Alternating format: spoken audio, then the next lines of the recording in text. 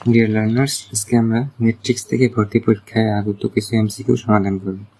এখানে 5টি এমসিকিউ দেওয়া আছে। প্রথমটি হচ্ছে ax সমান 0 1 -1 0 ইন্টু xy সমান y - x হলে x a স্কয়ার সমান কত। এখন আমরা এটা হিসাব করে দেখব। তো এখানে আমরা দেখতে পাচ্ছি যে a ম্যাট্রিক্স হচ্ছে এইটা আর x হচ্ছে এইটা। তো a ম্যাট্রিক্স হচ্ছে 2/2 ম্যাট্রিক্স আর x হচ্ছে 2/1 ম্যাট্রিক্স। তো একে যদি আমি বর্গ করি, তো আমরা জানি যে কোনো একটা ম্যাট্রিক্সকে বর্গ করলে তার ক্রমের কোনো পরিবর্তন হয় না, অর্থাৎ সেটা যদি 2/2 ম্যাট্রিক্স হয়, বর্গ করলে আমি যে ম্যাট্রিক্সটা পাবো সেটাও হবে 2/2 ম্যাট্রিক্স। তো এখানেও এ ম্যাট্রিক্সটা হচ্ছে 2/2 ম্যাট্রিক্স, বর্গ ম্যাট্রিক্সটাও হবে 2/2 ম্যাট্রিক্স। আবার এক্স ম্যাট্রিক্সটা দেওয়া আছে 2/1 ম্যাট্রিক্স। তো এখানে যেহেতু এক্স এ স্কোয়ার বলছে, অর্থাৎ এক্স আগে, এরপর হচ্ছে এস। তো আমরা জানি গুণ করার নিয়ম হচ্ছে যে প্রথম ম্যাট্রিক্সের কলাম সংখ্যা দ্বিতীয় ম্যাট্রিক্সের সারি সংখ্যা সমান হবে। তো এখানে যেহেতু এক্স আগে আছে, তাহলে এক্স প্রথম ম্যাট্রিক্স এর কলাম হচ্ছে 1, আবার এ স্কোয়ারের সারি হচ্ছে 2। এখানে 1 আর 2 সমান না, অর্থাৎ এই দুটা ম্যাট্রিক্স গুণন করা সম্ভব না, তাহলে এর অ্যান্সার হবে না।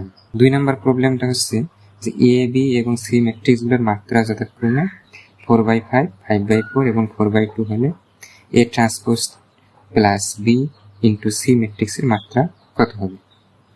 এখানে এ এর মাত্রা দেওয়া আছে 4/5, বি এর মাত্রা দেওয়া আছে 5/4। তো আমরা যদি ট্রান্সপোজ করলে সারিগুলা কলাম এবং কলামগুলো সারিতে পরিণত হয়, তাহলে এর মাত্রা যেটা সারি ছিল সেটা হবে কলাম, কলামটা হবে সারি।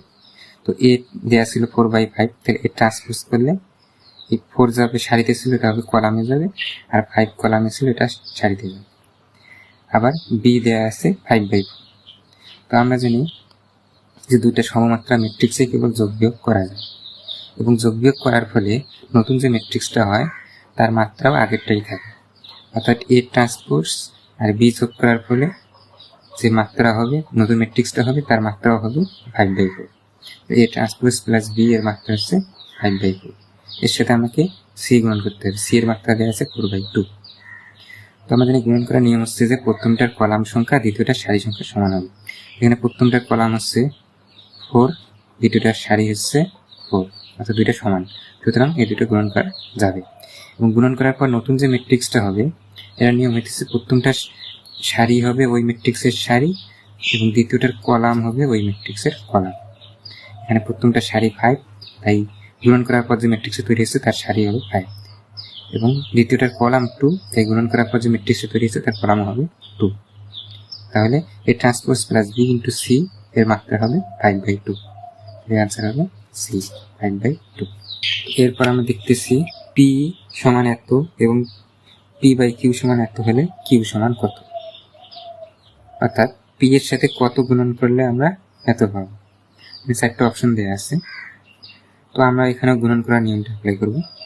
আমরা জানি যে এ আর বি, এ যদি একটা ম্যাট্রিক্স 2/2 হয় এবং বি যদি একটা ম্যাট্রিক্স 2/1 হয় ধরে নিলাম, তাহলে গুণন করার পর কি পাবো, যে এখানে প্রথমটার কলাম 2, দ্বিতীয়টার সারি 2, এই দুটো সমান, তাহলে এটা গুণন করতে পারবো। নতুন যে ম্যাট্রিক্সটা হবে তার পর্যায়ে হবে প্রথমটার সারি এবং দ্বিতীয়টার কলাম, অর্থাৎ এ বি এর মাত্রা হবে প্রথমটার সারি 2 এবং দ্বিতীয়টার কলাম 1, তাহলে 2/1।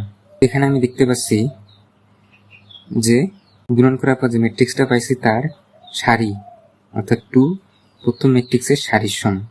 তো এটার ক্ষেত্রে আমি দেখতেছি এই যে 2 গুণন করার পর ম্যাট্রিক্স পাইছি ধরে নিলাম আর, তার সারি প্রথম ম্যাট্রিক্সের সারি 2 এর সমান। আবার প্রথম ম্যাট্রিক্সের কলাম দ্বিতীয় ম্যাট্রিক্সের সারির সমান, অর্থাৎ 2 সমান 2, প্রথম ম্যাট্রিক্সের কলাম দ্বিতীয় ম্যাট্রিক্সের সারির সমান। তাহলে এখানে প্রথম ম্যাট্রিক্সের কলাম হচ্ছে 2, তাহলে দ্বিতীয় ম্যাট্রিক্সের সারি হবে 2, একটা পেয়ে গেলাম। আবার এখানে দেখতেছি যে গুণন করার পর যেটা পেয়েছি তার কলাম দ্বিতীয় ম্যাট্রিক্সের কলামের সমান, 1 সমান 1, তাহলে এখানে গুণন করার পর পাইছি আর এর কলাম হচ্ছে 1, তাহলে দ্বিতীয় ম্যাট্রিক্সের কলাম হবে 1, অর্থাৎ কিউ হবে একটা 2/1 ম্যাট্রিক্স। তো এখানে আমি দেখতে পাচ্ছি সবগুলো অপশনের মধ্যে এ হচ্ছে একটা 2/1 ম্যাট্রিক্স, বাকি একটাও 2/1 ম্যাট্রিক্স নেই, তাহলে এই কোশ্চেনের অ্যান্সার হবে এ। এরপর দেওয়া আছে এ সমান এত হলে এ ইনভার্স সমান কত। এটা একটা 2/2 ম্যাট্রিক্স, তাহলে এটা খুব সহজে আমরা বের করতে পারবো। তো তো আমরা জানি ইনভার্স ম্যাট্রিক্স হচ্ছে 1/ডিটারমিনেন্ট of A into adjoint of A. তাহলে প্রথমে ডিটারমিনেন্ট বের করে নিই। 1/ডিটারমিনেন্ট কিভাবে বের করবো? এই কর্ণ বরাবর গুণ করবো। তাহলে -6 ইন্টু 1 হয় -6 মাইনাস এই কর্ণ বরাবর গুণ করবো। 4 ইন্টু 2 হয় 8। -6 -8 হয় -14। আর এখানে কি হবে? এই কর্ণ বরাবর ভুক্তির পরিবর্তন হবে, অর্থাৎ -6 এখানে দেবে, 1 এখানে আসবে। -6 এখানে গেল, 1 এখানে আসবে। আর এই কর্ণ বরাবর ভুক্তির চিহ্ন পরিবর্তন হবে। +4 ছিল -4 হয়েছে, +2 ছিল -2 হয়েছে। এখন এখানে হয় -14, মাইনাস দিয়ে যদি গুণন করে দিই তাহলে 1/14 ইন্টু ভেতরের চিহ্নগুলো পরিবর্তন হবে। -6 + 6 হয়েছে, এভাবে -4 + 4 -2 + 2 এবং 1 হচ্ছে -1। তো এই অপশনটা দেখতেছি এখানকার কোনটার সাথে মিলতেছে, একটার সাথে মিলে না, তাহলে অ্যান্সার হবে না। তো এরপরে 5 নম্বর প্রবলেম হচ্ছে, এখানে দেওয়া আছে a সমান এত, b সমান এত হলে a b সমান কত, অর্থাৎ গুণন করতে বলছে। তো এটা দেখে মনে হতে পারে যে দুইটা গুণন করে তারপর অ্যান্সার বসাবো, তো গুণন করতে অনেক সময় লাগে। তো আমরা এটা মাত্রা দেখে সহজেই এসব করতে পারি। এখানে দেওয়া আছে a এর মাত্রা হচ্ছে 3/1, b এর মাত্রা হচ্ছে 1/3। আমরা জানি গুণ করার নিয়ম হচ্ছে প্রথমটার কলাম দ্বিতীয়টার সারির সমান হয়।